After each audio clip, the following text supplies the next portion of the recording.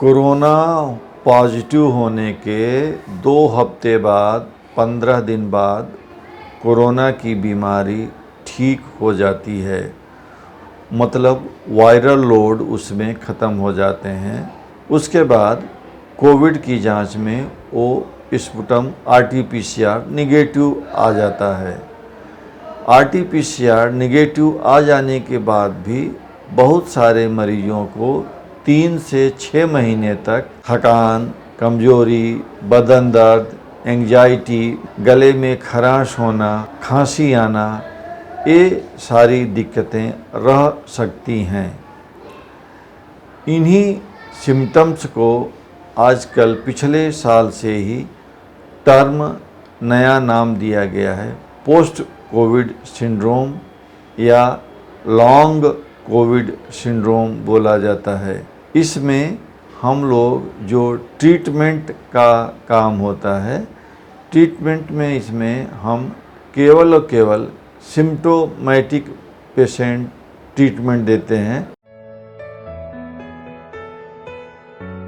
Post Covid syndrome में जो दिक्कतें परेशानियां होती हैं, सबसे ज़्यादा कॉमन है थकान बहुत रहा करती है, कमज़ोरी महसूस करती है, मसल क्रैम्प, बॉडी एक, हल्का सा माइल्ड फीवर या भूख कम लगना, घबराहट, बेचैनी, एंग्जाइटी, नींद न आना, गले में हल्की सी खिंच या खराश होना, चलने फिरने पे सांस फूलना या स्टेमिना की कमी हो जाना, ये सारी दिक्कतें पोस्ट कोविड सिंड्रोम में मिलती हैं।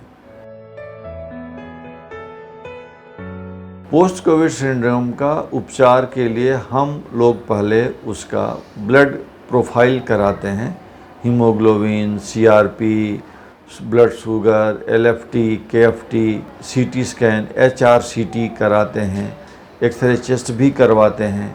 ये जांच कराने के बाद उसकी जैसी बीमारी होती है उससे रिलेटेड अन्य इन्वेस्टिगेशंस भी कराते हैं। ऐसे मरीजों को तरह उनकी सिम्टम के हिसाब से ट्रीटमेंट दिया जाता है। कोई प्रिकॉशन लेने की ज़रूरत नहीं होती है। हम लोग उनको बोलते हैं कि सादे पानी का भाप दिन में 2 से 3 बार लें और गुनगुना पानी दिन में 3 से 4 लीटर पिएं दिन भर में। पोस्ट कोविड में ट्रीटमेंट के लिए हम लोग ज़्यादातर सिम्प्टोमेटिक ट्रीटमेंट ही देते हैं। पेशेंट जैसा अपना परेशानी बताता है उसके हिसाब से ट्रीटमेंट दिया जाता है।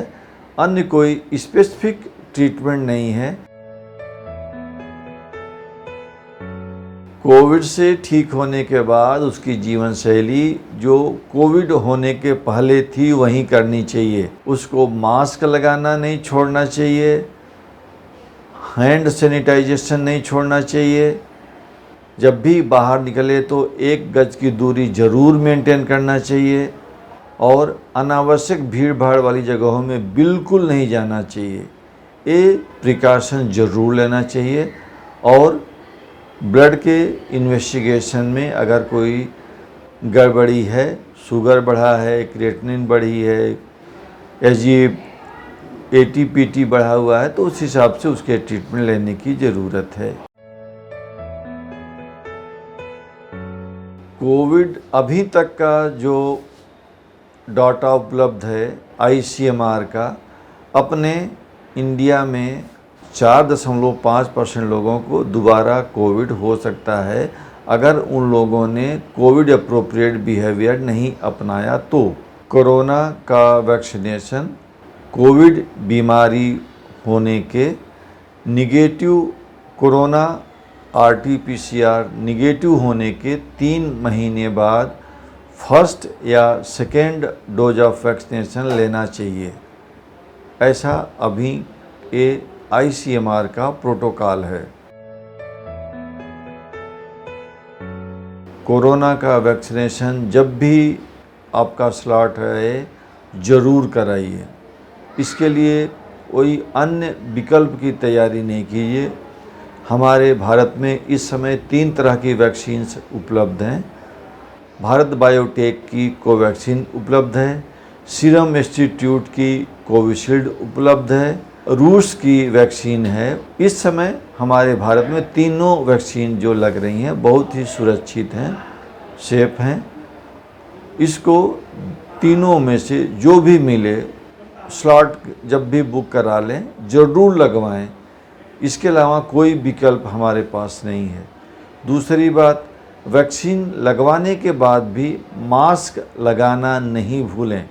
मास्क लगाना बिल्कुल कंपलसरी है। तीसरी बात, हैंड सैनिटाइजेशन करना नहीं छोड़ें। 1 गज की दूरी आपस में ज़रूर मेंटेन करें। वैक्सीनेशन के बाद अपना भीड़ भाड़ वाली जगहों पे जाने को अपने को बचाएं। जब तक बहुत आवश्यक ना हो, भीड़ भाड़ वाली जगहों पे बिल्कुल नहीं जाएं। कोरोना वैक्सीनेशन ही अभी हमारे पास कोरोना से लड़ने का विकल्प है। इसलिए सभी लोग कोरोना से लड़ने के लिए कोविड वैक्सीनेशन ज़रूर लगवाएं। इसको उत्सव की तरह मनाएं। आपकी अपनी बारी जब भी आए ज़रूर लगवाइए।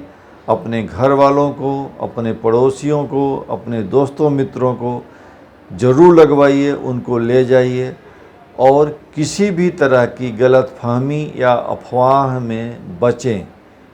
इस तरह का वैक्सीनेशन कराना ही विकल्प है।